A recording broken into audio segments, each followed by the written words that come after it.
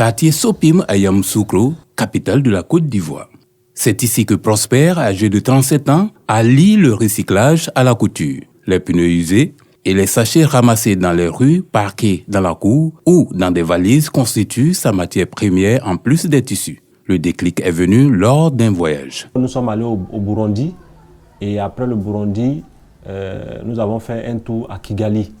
Et là, franchement, j'ai été frappé par la propreté et la tranquillité de cette ville. Et quand je suis rentré, franchement, j'ai vu que nous avons beaucoup à faire. Et là, ce n'est pas le problème du gouvernement, mais c'est d'abord la population. Pour quelqu'un qui finit de boire de l'eau dans un sachet d'eau et puis il jette, sans état d'âme. Bon, là, il faut d'abord le conscientiser et puis l'emmener à réutiliser ce qu'il a jeté là pour en faire un objet utile. Donc, nous avons commencé à créer des meubles, des tableaux. Ramassés dans les différentes rues de Yamoussoukro, les pneus sont transformés en meubles et autres objets de décoration de domicile grâce au doigté de Prosper. C'est une petite table que nous avons fait à partir des pneus. Non seulement ça fait joli et ça fait aussi durable. Voilà, donc là, on peut mettre ça dehors même. La pluie tape et il n'y a rien. On peut le mettre dans un jardin, des espaces verts. Dans la capitale politique, le travail de Prosper attire de plus en plus les visiteurs. Ce matin, je suis venu pour passer une commande. Je viens d'aménager dans une nouvelle maison et j'ai vu ce fauteuil-là lors d'un défilé et je me suis dit il fallait que je commande pour mettre ça dans ma nouvelle maison.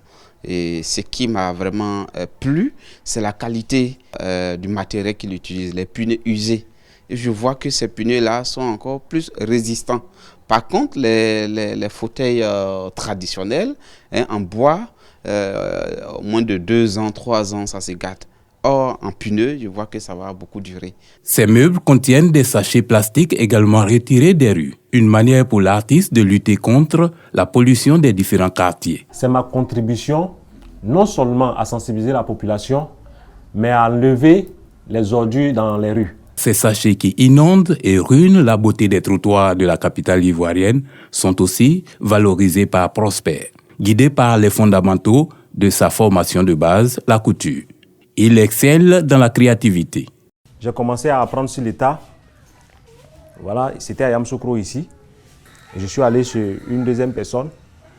Et je suis allé chez une troisième personne par le biais d'un autre grand frère. Et c'est là que je suis resté jusqu'en 2007, où j'ai eu mon premier atelier. Des tenues faites pour des occasions spéciales. Le choix de faire des robes de mariée avec le sachet, c'est aussi toujours dans l'esprit, dans l'idée de la sensibilisation. C'est ça même qui fait même l'extraordinaire même de son mariage. C'est-à-dire qu'on trouve quelque chose qui n'a rien à voir avec ce qu'on a l'habitude de voir. C'est une manière de marquer les autres de façon positive, qu'avec ce que nous jetons dans les rues, nous pouvons les réutiliser pour faire quelque chose de merveilleux, d'extraordinaire. Ces chefs-d'œuvre sont la résultante d'une solide formation qu'il transmet à d'autres personnes. C'est grâce à la formation que moi je suis là où je suis. Et donc si je veux peut-être limiter ou bien si je veux garder ce que moi j'ai reçu, je pense que je ne contribue pas au développement de notre nation. J'ai formé beaucoup de personnes. J'ai formé des gens aujourd'hui qui ont déjà leur atelier, qui exercent déjà en tant que patron, qui ont aussi des apprentis. Aujourd'hui, il emploie 10 personnes qui rêvent avec lui. Ça me fait 3 ans que je suis ici. Et depuis que je suis là avec lui, il n'y a pas de problème. Il nous prend comme ses proches, quoi, comme si on était comme sa famille, une deuxième famille. Depuis que je suis arrivé, je ne me suis jamais senti seul. Un moment, on avait cousu des habits avec des cartouches de trucs. On partait, on ramassait dans les maquis. On a fait même une robe avec. C'était waouh, c'était joli. Je prie Dieu que je puisse continuer, suivre le chemin dont mon patron m'a enseigné.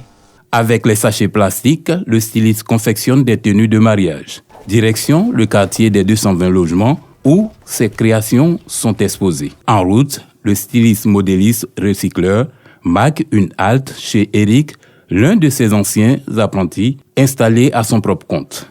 C'est quelqu'un, il fait un peu de tout, quoi. tout ce qu'il voit, je confectionne des tenues avec ça. Pour l'instant, je n'ai pas encore commencé à faire les tenues en sachet, mais je suis plutôt actuellement basé sur les tenues de mariage, où vraiment je m'en sors à travers ça parce que je peux vendre une robe soit à 400 000, soit à 300 000. À l'atelier d'exposition, les vêtements démontrent l'habileté de Prosper et de son équipe dans la finition des prêt-à-porter. Pour la circonstance, nous avons droit à un défilé de mode.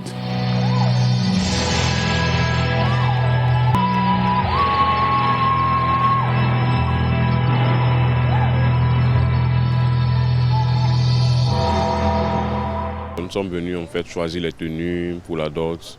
On s'est dit que le pagne baoulé c'est déjà assez populaire. On veut quelque chose d'original avec les sachets plastiques, surtout qu'on peut faire des robes avec.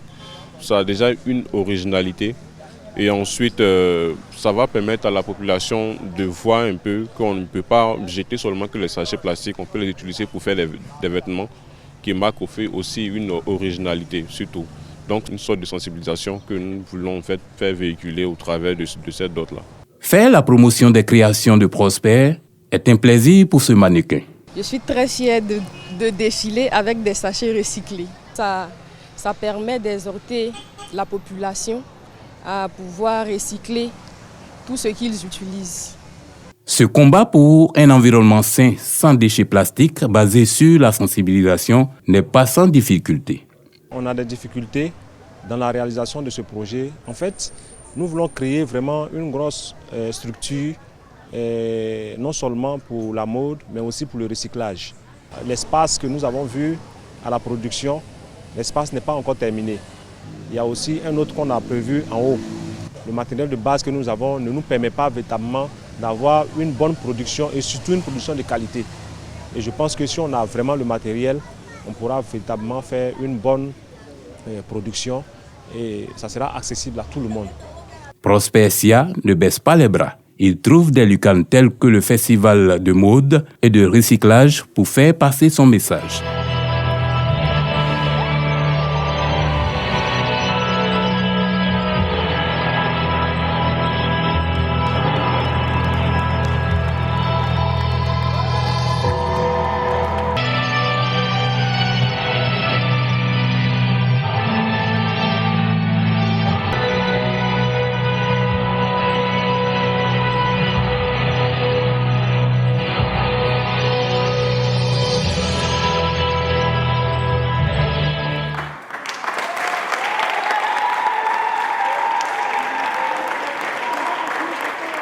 Chose qui suscite l'adhésion de certains spectateurs. Cette initiative vraiment est beaucoup encouragée. L'État doit donner des moyens à ces personnes pour pouvoir développer ces choses. Le dépôt de déchets plastiques et des pneus usés dans les rues représente une menace pour l'environnement.